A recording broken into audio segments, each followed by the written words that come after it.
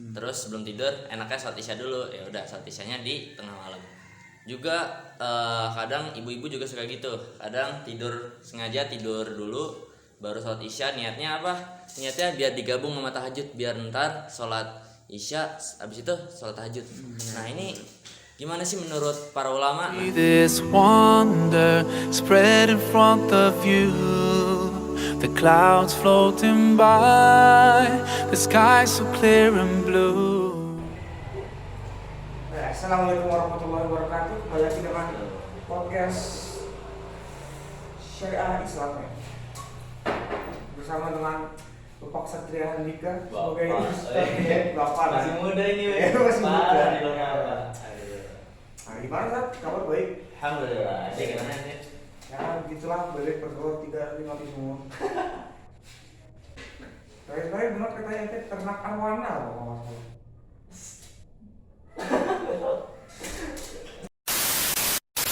Lancar. Belajar ya.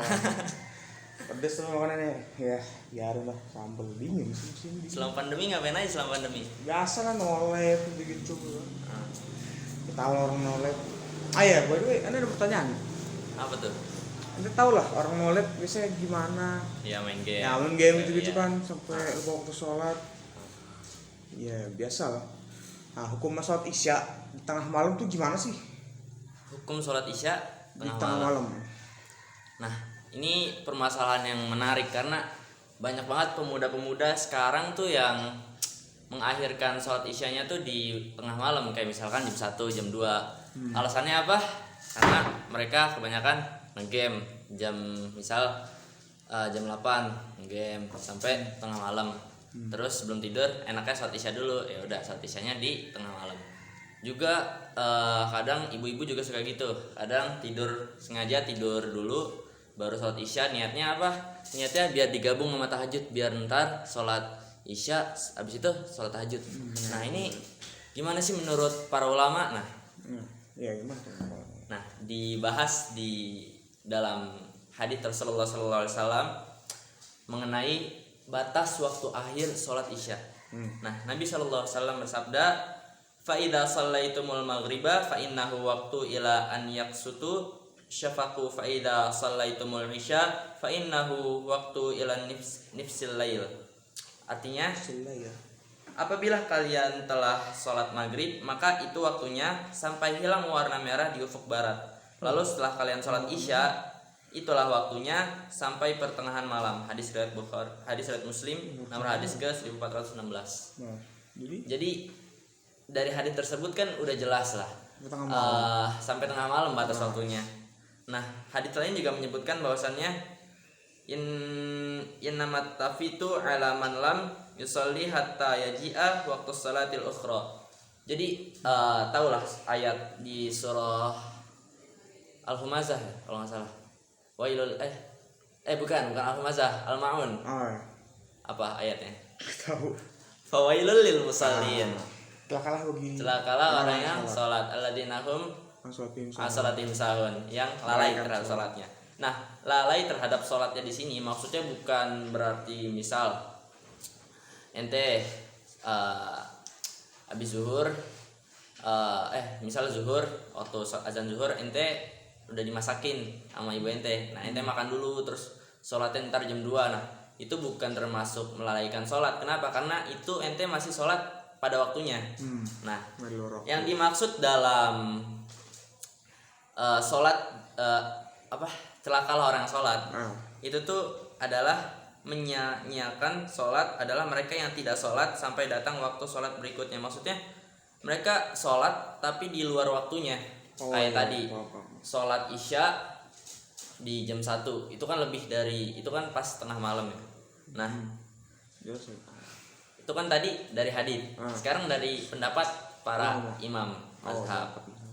Imam mazhab siapa aja coba? Syafi'i, Hambali, Hanafi, Maliki. Ya. Nah, menurut Imam Hanafi, selama belum masuk waktu subuh, sholat isyanya itu sah dan gak berdosa. Nah, iya. Nah, menurut mazhab Maliki itu sampai sepertiga malam atau pertengahan malam, meskipun dikerjakan sebelum subuh, sholatnya sah, Tapi dosa. tapi makruh. Makruh. makruh, dibenci, tapi nggak sampai derajat dosa. Ya. Nah, dari mazhab Syafi'i sama Hambali itu waktu sholat itu dibagi dua. Pertama waktu ikhtiyari, yaitu kalau sholat isya ya hilangnya mega merah hingga tengah malam. Jadi batasnya itu sampai tengah malam. Tengah Nah, malam. tengah malam. Berarti Nah, yang kedua adalah waktu daruroh, yakni waktu darurat. oh jadi ada waktu darurat. Ya, nah dari tengah malam sampai sebelum subuh itu namanya waktu darurat. Nah, boleh nggak sih sholat ketika waktu darurat? Boleh mungkin kalau ada uzur. Nah, betul. Jadi kalau misalkan ente lagi pergi dari Bogor ke mana, misalkan ke Malang, terus males atau nggak ada tempat rest area untuk berhenti sholat, terus ente nyampe di Malang misalkan jam 2 malam, terus baru sholat isya, nah itu nggak masalah. Kenapa? Ada uzur. Karena ada uzur. Menarik. Nah, jadi dapat disimpulkan bahwa dari pendapat-pendapat tadi, bahwasannya pendapat yang paling kuat adalah sholat pada tengah malam ke atas itu sampai sebelum subuh itu hukumnya makruh, tapi sholatnya tetap sah.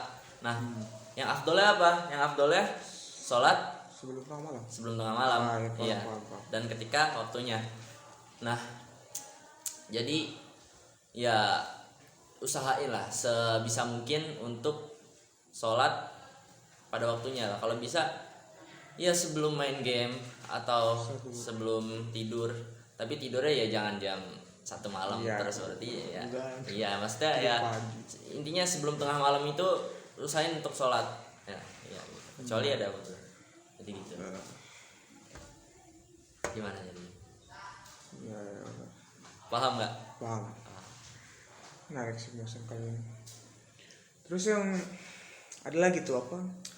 Hukum pakai peci. Biasa kalau lihat di YouTube orang di luar negeri itu sholat tapi nggak pakai peci, tapi katanya orang-orang sini bilang harus wajib gitu pakai peci. Nah, ini menarik nih. Menarik kan? Nah ini dia nih. Gimana jadi hukumnya? Sebelum ngebahas ini kita break dulu lah sebentar. Oke. Ya udah, jadi pemirsa apa? Kalian teman-teman Ya yang teman-teman nonton, ya.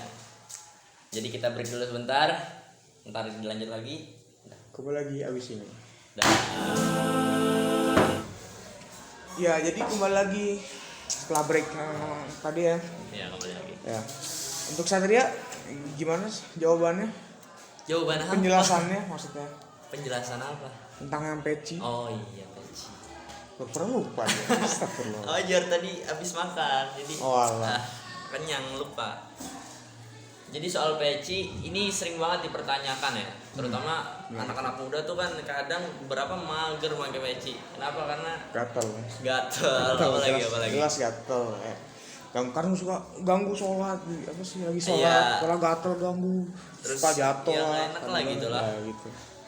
Jadi sebenarnya peci ini udah dibahas sejak zaman para sahabat, bahkan di zaman Nabi SAW. Allah Allah. Nah, sebenarnya Nabi SAW itu emang kebiasaannya itu atau adat di Arab itu emang biasanya memakai penutup kepala, entah itu Nabi atau para sahabat, para ulama dan orang-orang soleh, baik di luar masjid ataupun di dalam masjid, baik ketika sholat ataupun ketika nggak sholat.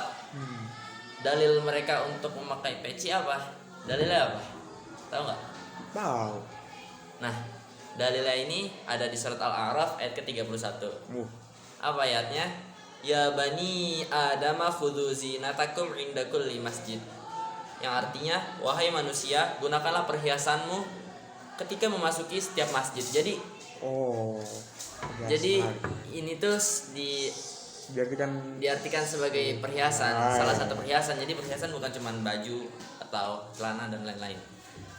Nah, selain itu dalil tentang peci ini disebutkan dalam hadis Nabi Sallallahu Alaihi Wasallam, dalam hadis riwayat Bukhari, yaitu anhu kana yusalli fil imamah. Nabi Sallallahu Alaihi Wasallam biasanya salat dengan memakai imamah. Tahu kan imamah kayak gimana? Kepala gitu. Ya, penutup kepala yang ada ya diputer-puter. Ya. Nah, jadi sebenarnya masalah peci ini tergantung kebiasaan negara masing-masing, tergantung urfnya negara masing-masing. Jadi misal di Arab itu kan udah biasa orang pakai imamah, pakai sorban, pakai yang begini. Ya sama itu, apa, iya. kayak taplak meja itu. Pernah lihat sekali waktu di masjid mana gitu. Di sini juga pernah kan? Ada. Iya sih. Kadang sih. Tet. skip, Ya. ini skip. Jadi peci kalau di Indonesia kan biasanya pakai songkok ya. Songkok. Iya, karena kebiasaan orang Indonesia pakai songkok dan emang udah jadi tradisi. Mau kita lihat di kampung-kampung, di kota, pasti rata-rata orang sholat di masjid pakai apa? Pakai peci. Jadi ya udah. afdolnya pakai peci. Nah, mengenai hukum asalnya atau hukum aslinya, ini dijelaskan oleh para ulama. Sebagian ulama mengatakan makruh. Kenapa? Karena mengganggu kehusyuan sholat apa gimana? Bukan makruh memakai peci, tapi makruh tidak memakai peci. Oh alah, makruh karena ini rambut bisa menghalangi keningnya. Ya itu jadi salah satu alasan juga, apa? karena ya kita sama aja nggak mengamalkan ayat yang menggunakan perhiasan di dalam hadis itu gitu. Nah, pendapat yang kedua, sebagian ulama mengatakan bahwasannya salah satunya Syekh Abdul Aziz bin Bas, itu salah satu ulama besar di Arab Saudi.